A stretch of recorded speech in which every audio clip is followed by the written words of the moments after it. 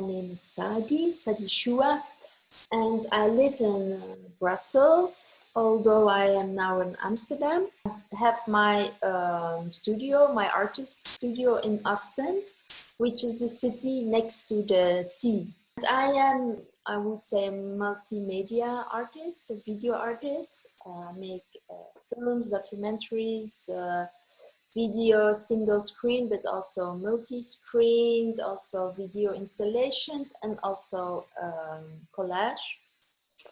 And I work on the level of the image, so I connect the image with the power relations in our society.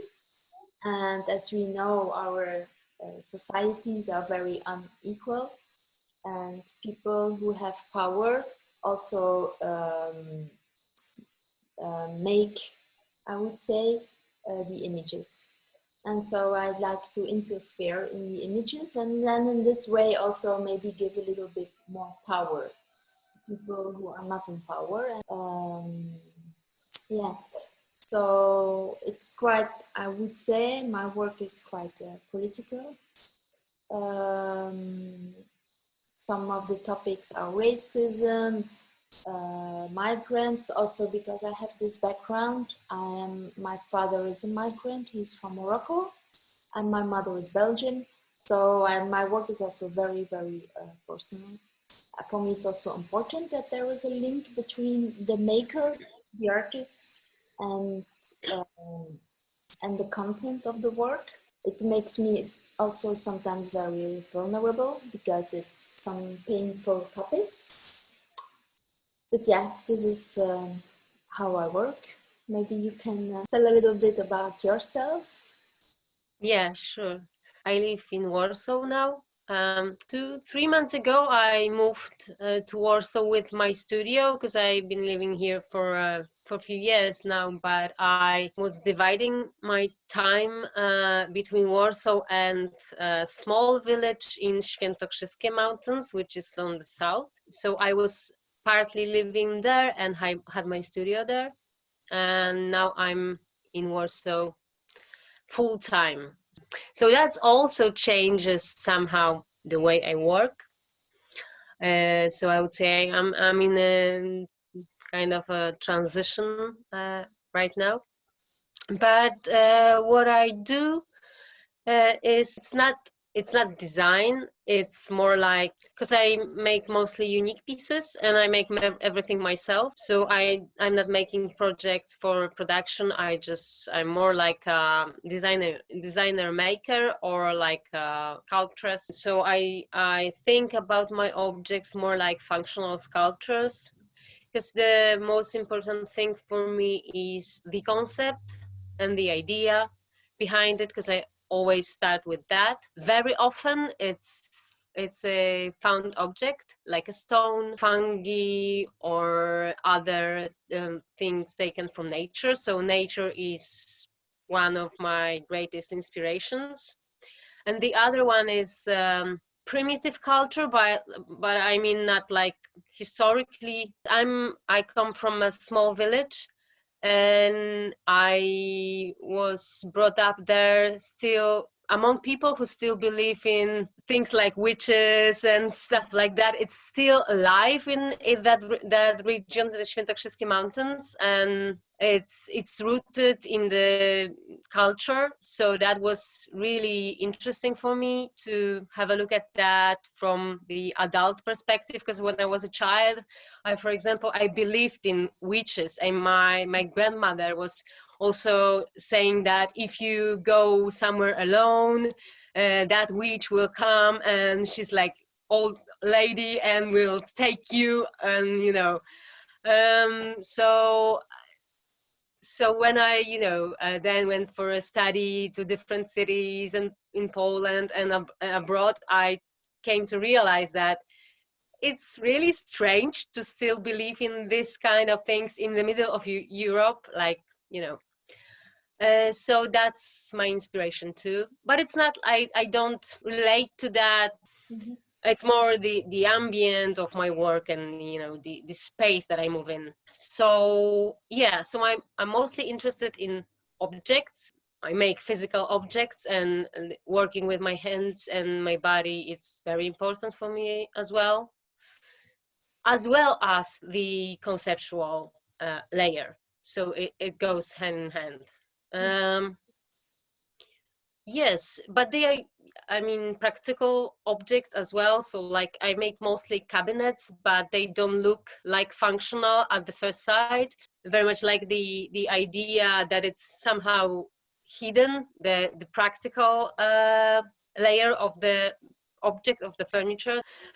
So yeah, and now I'm at the moment of my with my practice, I'm more drawn to things that are not practical at all, that do not have function at all. And I'm thinking about that too. I have a background of in visual art because I have visual art education.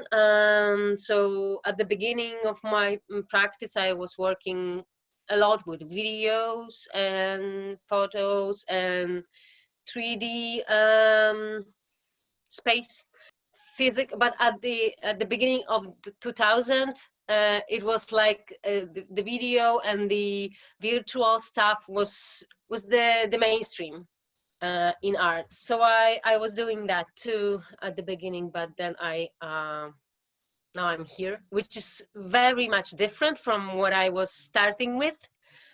Because now I'm more like a crafts person, which is even for me, it's kind of strange, and I don't think about myself like crafts person.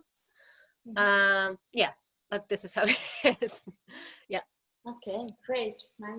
Nice to hear all this. I was so you were in New York, if I well understood. Yes, I spent there some time because I was there for for design fair. And I was just more like visiting. I mean, I was there for my work, so I had my stand at one of the Manhattan wanted design wanted design festival. It was called, I guess. Yeah. So I was just visiting once. And how is it for you? Your link with New York? I've been there a couple of times. The first time was just after 9/11, and then I went there with a journalist, and also we did write some articles about what happened, because it was really like 5 days after 9/11 for the indie media website. And then I went back a couple of times for with film school, where I am working now. But at that time I was just doing sometimes like a master class, but now I'm connected to this film school. And now I was supposed to go there now actually next week, but because of the corona measures and everything, so I will go there as soon as it's possible to go there.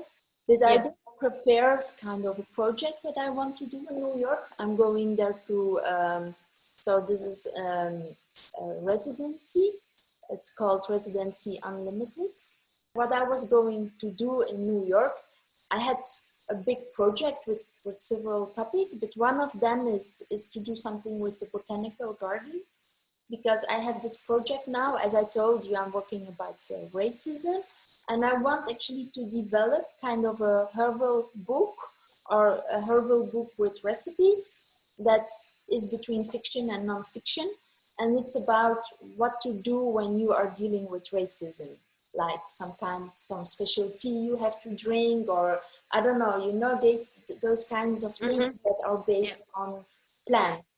But it's kind of fictional also a little bit. But the recipes or things that also has to be kind of true, has to contain some certain truth also, of course. And I would like also to organize some walks in the city, then in the botanical garden, or like in the more in the neighborhood of the botanical garden, and just the neighborhoods around the garden. Yeah. So, but yeah, we will see how everything will develop. So I also tried to find out a little bit more about the connection between the United States and, for example, Europe. Some Europe, yeah, like Europe, United States, and then the colonial Yeah. countries, yeah, like Belgium colonized Congo, for example. So I try also to find out if there is still a link, what could be the link. Yeah. Yes. I don't really know how to approach this. People from around the world are us paired randomly to work together. Like, so the project, how I understand it, is about collaboration with people that you don't know. And this is on a different level very interesting for me, how we are meeting now, and the whole virtual thing. I mean, it changes the connection, it changes how we, I mean, I see myself right now, I so much hate it, I hate it so much, I can't, it's like awful. This single thing changes Yeah. the relationship so much, because you're not used to talking to yourself, and this kind of relationship is so focused on image, is because you have only the image and the sound, but obviously we trust the image more, and we're drawn to image more than to sound. So yeah, the most interesting thing about it in this project for me is this way we connect, this way we make relationships now, and we are zooming all around the world now. Everybody is zooming, and zooming mostly. So I think that changes the way we connect very Yeah. much.